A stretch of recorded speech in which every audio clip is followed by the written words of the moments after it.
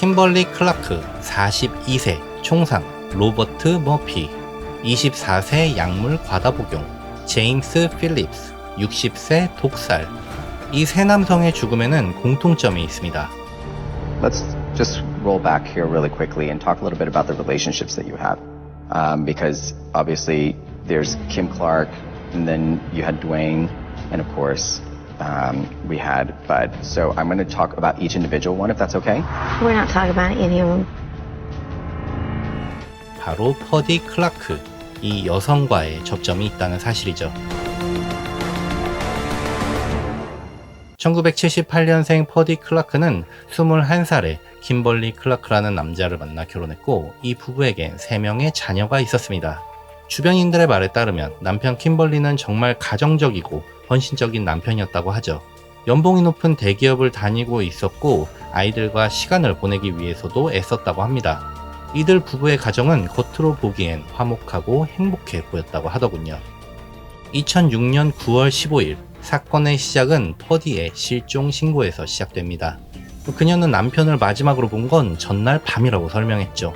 서로 간에 작은 말다툼이 있었고 화가 난 그녀는 친구들을 만나 술을 마시러 나갔고 늦은 시간 집으로 돌아왔을 땐 집에 남편이 없었다고 합니다. 처음엔 대수롭지 않게 생각했지만 다음날에도 남편은 집에 들어오지 않았죠. 심지어 회사에도 출근하지 않았다는 사실을 뒤늦게 알게 되어 실종 신고를 하게 됐다고 그녀는 말했습니다. 그리고 이로부터 5일 뒤 경찰서로 길가에 쓰러진 사람을 발견했다는 신고가 들어왔습니다. 바로 실종되었던 킴벌리였죠. 그는 머리에 2발의 총상을 입은 채 사망한 상태로 발견 당시 이미 시신은 부패가 진행 중이었습니다. 부패 정도로 봤을 때 그는 실종된 시점에 살해 후 유기된 것으로 추정되었죠. 그리고 살인사건으로 전환된 킴벌리의 죽음을 조사하던 경찰은 이들 부부의 관계가 겉에서 보이던 것과는 꽤나 달랐다는 사실을 알게 됩니다.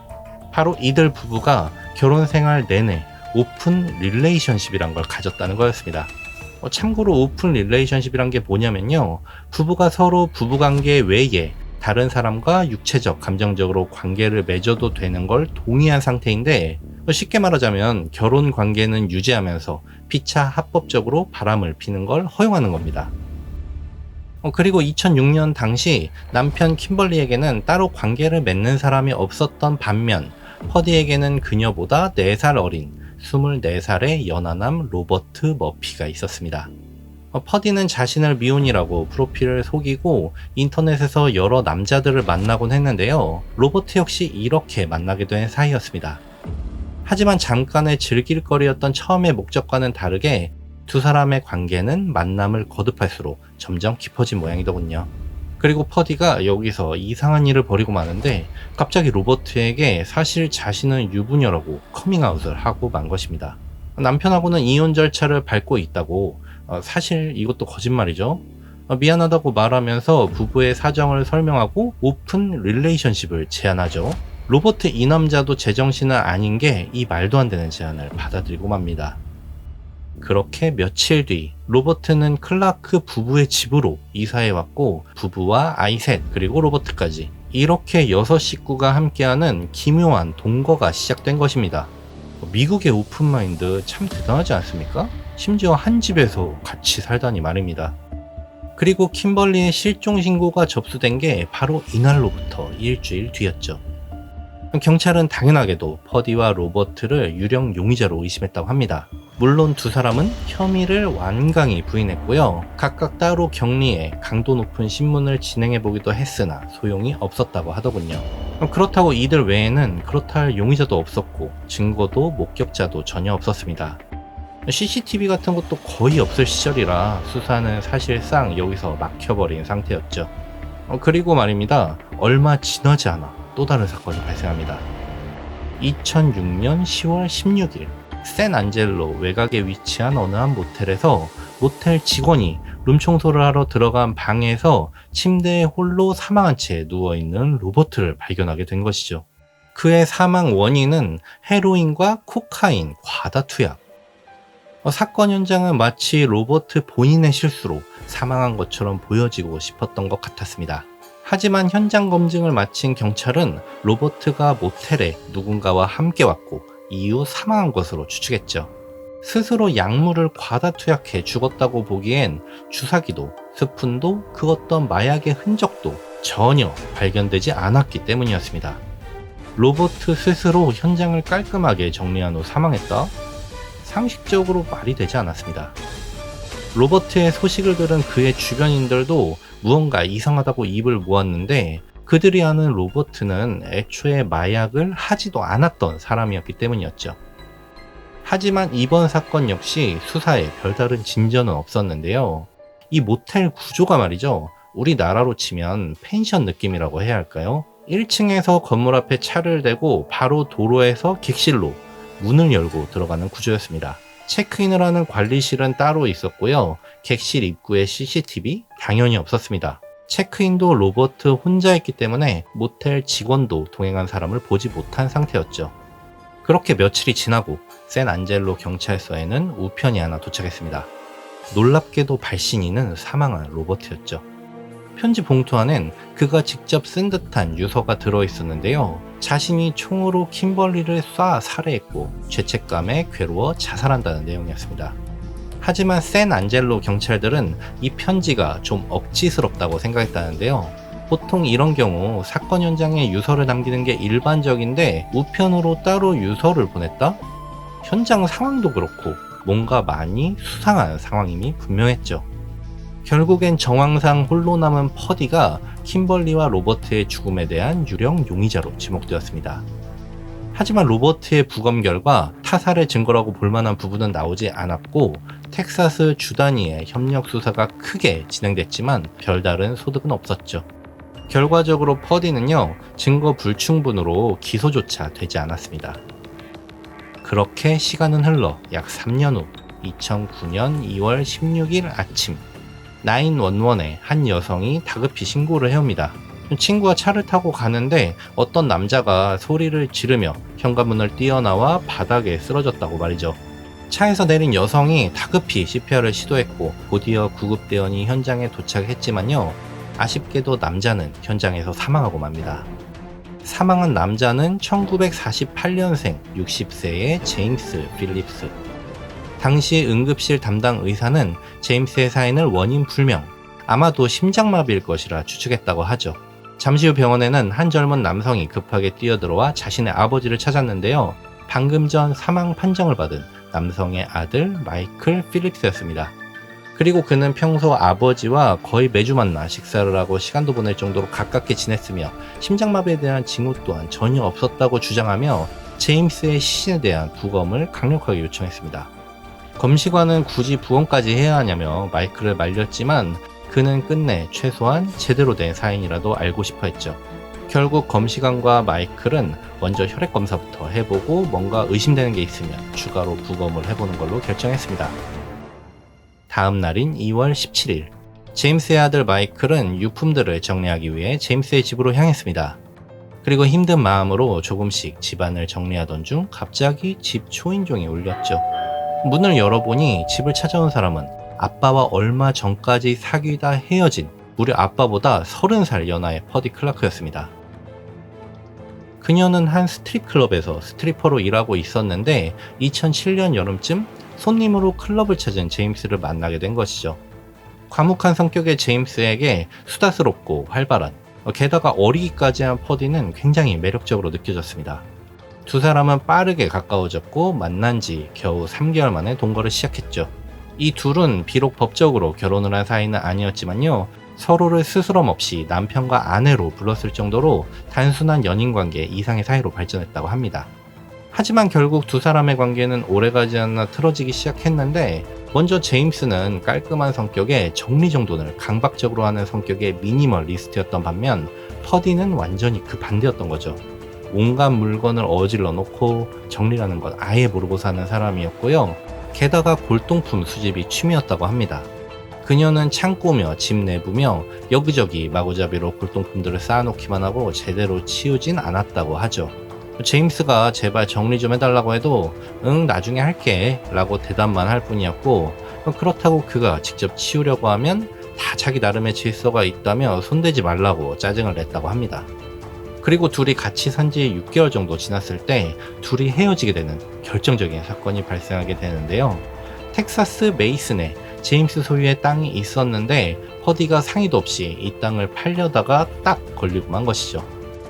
제임스에게 어느 날 뜬금없이 메이슨 지역의 부동산 공인 중개사로부터 전화가 온 겁니다. 퍼디가 남편에게서 증여받은 땅이라며 계약을 강행하려 했지만 중개사가 서류를 떼어보니 실제 소유주는 제임스로 되어 있었고요. 이로 인해 매매 계약이 진행되지 못하고 있는 상황이라고 말이죠. 마이클의 증언에 따르면 이때 제임스는 이 이야기를 본인에게 해주며 굉장히 어이가 없어했다고 합니다. 결과적으로 제임스는 퍼디가 자신의 재산을 가로채기 위해 의도적으로 접근한 건 아닌지 의심이 들었고 2008년 11월 결국 두 사람은 헤어지게 됐죠. 그런데 이런 그녀가 갑자기 아빠가 사망한 다음날 집으로 찾아온 겁니다. 마이클은 그녀가 제임스의 부고 소식이라도 듣고 온 건가 싶은 마음이었다고 하죠. 하지만 그녀의 입에서 처음 나온 말은 황당하기 그지없었습니다. 이 집은 내 거니까 지금 당장 나가. 그이가 죽었으니 아내인 내가 이 집의 주인이지 당연한 거 아니야? 라고 말하며 집의 소유권을 주장했죠. 하지만 이 집은 제임스가 그녀를 만나기 전부터 이미 제임스가 소유했던 집이었고요. 설령 둘 사이가 법적으로 결혼한 부부였다고 해도 소유권 주장은 말이 안 되는 상황이었습니다. 마이클은 일단 그녀를 좋은 말로 타일러 보기도 했지만요. 그녀는 계속해서 억지를 부렸고 도저히 대화가 통하는 상태도 아니었습니다. 결국 그는 샌앤젤로 경찰서에 이 상황을 신고합니다. 신고를 받은 샌앤젤로 소속 경사가 제임스의 집에 도착했고요. 집 안으로 들어선 경사는 마이클과 다투고 있는 여자가 퍼디 클라크라는 걸 알아챘죠. 그녀는 2006년도 사건으로 인해 텍사스 경찰들에겐 나름 유명인사였기 때문입니다. 경사는 다투는 두 사람을 중재하면서 조언을 구하기 위해 과거 퍼디의 조사를 맡았었던 린 형사에게 전화를 걸었습니다. 형사님, 이러이러한 사정으로 신고를 받고 출동했는데 다투는 상대가 퍼디 클라크입니다. 기억하시죠? 뭐? 그 퍼디 클라크? 네, 맞습니다. 이럴 땐 어떻게 해야 할까요? 린 형사는 제임스의 법적 대리인이 아들 마이클이었기 때문에 우선은 그의 요청대로 현장을 정리하라고 지시했죠. 그렇게 이날의 소동은 퍼디가 경사에게 이끌려 집에서 쫓겨나는 것으로 일단락되었습니다. 하루가 더 지나 2월 18일 사망한 제임스의 혈액검사 결과가 나왔습니다. 그리고 충격적이게도 그의 혈액에선 스트리크닌이라는 독약이 검출되었죠. 이는 보통 농가 같은 곳에서 쥐 같은 작은 설치류들을 죽이는 데 사용되는 물질인데요. 그 맛이 아주 쓰고 냄새도 독해서 절대 모르고는 먹을 수 없었습니다. 경찰은 제임스가 아주 높은 확률로 스트리크닌이 들어간 음식을 먹고 사망했을 거라 추측. 그의 죽음을 타살로 보고 독의 출처를 찾기 위해 다급히 제임스의 집으로 출동했죠. 제임스의 집에 머물고 있던 마이클에게 찾아온 이유와 제임스의 사망 원인을 설명했습니다. 그리고 혹시 집을 정리하며 짐작가는 부분이 없었는지를 물었습니다. 이때 이미 마이클은 집을 깨끗이 치운 뒤였지만요. 다행히도 확실하게 기억하고 있던 사실 하나가 있었습니다. 그는 안방 바닥에 떨어져 있는 먹다만 아이스크림통 하나를 치웠다고 말했습니다.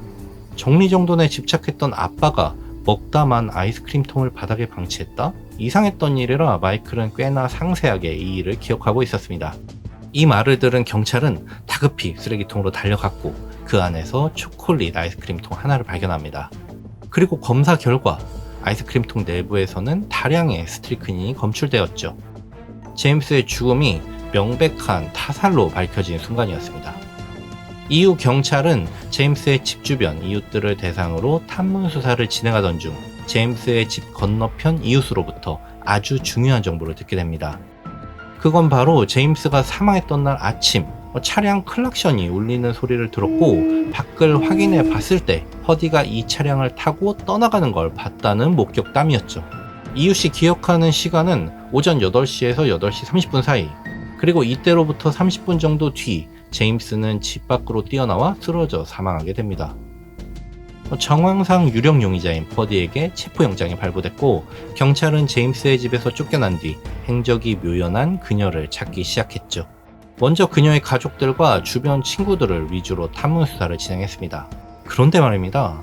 이 과정에서 그녀의 지인들에게 뜻밖의 제보를 받게 됩니다. 이미 그녀가 또 다른 남자와 교제 중이었다는 사실이었습니다. 당시 현장에 있던 경찰들은 처음 이 말을 들었을 때 그 남자가 누군지 몰라도 그의 생사부터 확인해야겠다고 생각했을 정도였다고 하죠. 퍼디의 네 번째 남자는 션 테일러. 그의 집안은 엘도라도에서 가업으로 목장을 운영하고 있었습니다.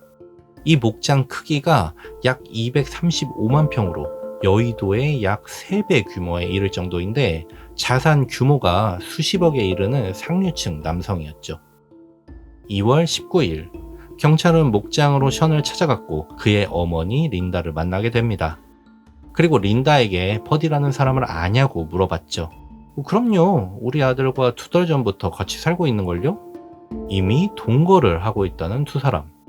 그럼 두 사람은 지금 어디 있냐는 질문에 린다는 아들은 출근했고 퍼디는 어제부터 집에 들어오지 않았어요 라고 답했습니다. 경찰은 린다에게 퍼디가 현재 용의자로 수배 중이라는 사실을 얘기하고 우선 아들 션과 통화하게 해달라고 요청했죠. 션씨, 혹시 목장에 스트리크닌을 가지고 있습니까? 네, 가지고 있어요. 왜 그러시죠? 잠시 후 급히 퇴근해 목장으로 돌아온 션이 창고로 경찰들을 데려갔습니다. 먼지가 소복히 쌓인 캐비닛에는 스트리크닌 농축액이 담겨있는 여러 개의 갈색병들이 있었는데 그중 딱 한 병만 마치 닦아놓은 듯 유독 깨끗했고 내용물은 절반 이상 비어 있었습니다. 경찰은 증거물로 일단 병을 수거한 후에 본격적으로 션에 대한 신문을 진행했습니다. 왜냐면 그가 정말 아무것도 모르는 피해자인지 아니면 혹시 모를 퍼디의 공범인지 확실히 가려내야 했기 때문이죠. 경찰은 션에게 3일 전 퍼디의 전남친 제임스가 스트리크닌에 의해 독살됐으며 아무래도 그 독약을 여기서 챙겨갔을 것이라 추측한다고 말했습니다. 그리고 이 말을 들은 션은 큰 충격을 받은 듯 보였죠. 그는 스트리크닌은 목장에서 자주 쓰이기 때문에 항시 구비해 뒀지만 한 번도 그녀에게 보관 장소를 알려준 적은 없었다고 선을 그었습니다. 창고에서 일을 하고 있으면 가끔 그녀가 주변을 서성이다 가곤 했을 뿐 그게 전부였다고 말이죠. 경찰들은 추가적으로 퍼디가 의심 가는 행동을 했다거나 혹시라도 이상한 이야기를 한 적은 없는지 캐물었고요. 그리고 션은 과거의 이야기들을 꺼냈습니다. 두 사람은 약 1년 전부터 만나기 시작했고 같이 살기 시작한 건 2달 전부터였다고 합니다. 당시 퍼디는 골동품 수집을 하는 취미가 있다며 그동안 모아온 물건들을 목장으로 가져오고 싶다고 말했다고 하죠. 션은 허락했고요. 둘은 함께 차를 타고 제임스의 집으로 향했습니다. 션은 이때 제임스를 처음 봤다고 말했습니다. 이미 그는 퍼디와 제임스가 헤어진 사이라는 걸 알고 있었지만 제임스는 두 사람이 사귀고 있다는 걸 전혀 모르는 눈치였다고 했죠. 이때 션은 퍼디의 짐들을 차로 옮기면서 자연스럽게 그녀의 물건들을 보게 됐는데 이게 상당히 수상쩍었다고도 말했습니다. 박스 안에는 다른 사람의 신분증, 면허증, 신용카드 등이 10여 장 넘게 들어있었고 그리고 수집된 골동품들은 그 타인의 신분증들을 받기 때문인지는 몰라도 대부분 훔친 물건들처럼 보였다는 것이죠. 뿐만 아니라 짐 안에서는 마약도 발견이 됐는데 그녀는 그냥 거래만 하는 거라고 변명했다고 합니다. 마약에 대해서는 좀 더 이야기를 나눠보려고 했지만 퍼디가 끝내 약에 대해선 아무 말도 하려 하지 않아 결국 넘어가게 됐다고도 말했죠. 그리고 경찰들이 목장 창고에 쌓여있는 그 퍼디의 수상한 물건들을 살펴보기 시작했을 즈음에 션의 휴대전화가 울렸습니다. 션이 전화를 받았고 대답했죠. 경찰에서 당신을 찾으러 왔는데 당신 물건들을 살펴보고 있어. 내가 보시라고 했거든. 전화를 끊자 경찰이 혹시 방금 통화한 게 퍼디냐고 물었죠. 그녀가 엄청 화를 내더니 끊어버렸어요. 션이 답했습니다. 그러면서 그는 어제 저녁 이후로는 퍼디를 본 적이 없다고 진술했습니다. 어머니와 자신을 위해 저녁 만찬을 준비할 예정이라며 장을 보고 온다고 하고 나갔는데 그 후로 들어오지 않았다고 했죠. 하루 종일 연락도 되지 않다가 지금 막 전화가 온 거라고 하면서요. 경찰들은 그녀가 갈 만한 곳을 아냐고 물었고 션은 아마도 달라스에 있을 것이라고 대답했죠. 그녀가 달라스에 있는 첩숍에 마약을 구하기 위해 자주 갔다 오곤 했다는 말도 덧붙였습니다. 참고로 첩숍은 도난당한 자동차를 분해한 부품을 불법으로 판매하는 상점을 뜻하는데 아무래도 불법적인 거래들이 일어나는 장소다 보니 마약을 거래하는 장소로도 쓰였나 봅니다. 당시 수사를 했던 경찰은 이때 션의 진술들을 듣고 그가 범죄에 연루되지 않았을 것이라 확신했다고 합니다. 션은 생각보다 그녀에 대해 많은 걸 알고 있었고 모두 숨김없이 경찰들에게 말해줬기 때문이죠. 오히려 입막음을 위한 다음 희생자가 될 수도 있었다는 분석도 있습니다. 아무튼 이 달라스에 있는 첩숍은 이미 달라스 FBI가 주시하고 있던 곳이었습니다. 그곳에서 마약이 거래되고 있다는 구체적인 정보를 수집해 지켜보고 있던 중이었죠. 샌앤젤로 경찰국은 달라스 FBI에 버디 체포에 대한 협조를 요청합니다. 그리고 3월 23일 감시 중이던 달라스 FBI의 요원들의 눈에 드디어 퍼디의 차량이 나타났습니다. 즉시 경찰차가 따라붙어 정지명령을 내렸지만 그녀는 차를 몰고 그대로 도주를 시도했죠. 하지만 결국 그녀는 추돌 사고를 내고 차에서 내려 도망치려다 얼마 못 가 붙잡히고 말았습니다. 체포 당시 그녀의 차량 안에는 타인의 신분증 여러 장과 산탄총 한 자루, 그리고 여러 대의 휴대전화가 발견되었다고 하죠. 달라스 FBI의 요원들은 체포한 퍼디를 샌앤젤로 경찰들에게 인계했는데요. 당시 현장에 있던 경찰의 말에 따르면 그녀는 무슨 교통위반 딱지를 끄는 사람처럼 별일 아니라는 듯 당당해 보였다고 합니다. 그렇게 도주국을 벌여놓고 말이죠. 샌앤젤로 경찰서에 도착한 그녀는 변호사를 요청하고 모든 진술을 거부했다고 합니다. 당시 퍼디에게 기소된 사항은 제임스에 대한 살인 혐의. 하지만 최종 재판까지 갈 경우 재판에서 킴벌리와 로버트의 죽음까지 언급될 것이고 이는 배심원단의 판결에 악영향을 줄 수 있었습니다. 결국 그녀는 변호사와 상의 끝에 제임스에 대한 살인 혐의를 인정하고 40년형을 선고받는 플리 바게닝을 선택하게 됐죠. 킴벌리와 로버트의 죽음에 대해선 여전히 조사가 진행 중이지만 수사에 별다른 진전은 없었고요. 기소조차 진행되지 않을 확률이 높다고 하는군요. 그리고 퍼디는 이 둘의 죽음에 대해 여전히 침묵하고 있다고 합니다. Let's just roll back here really quickly and talk a little bit about the relationships that you have.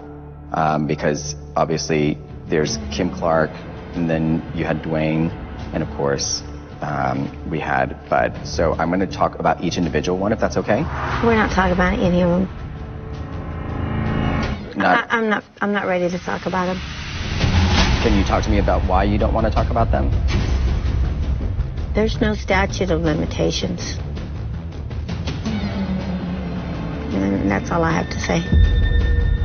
그리고 곧 다가올 2029년 그녀의 첫 가석방 심사가 예정되어 있습니다.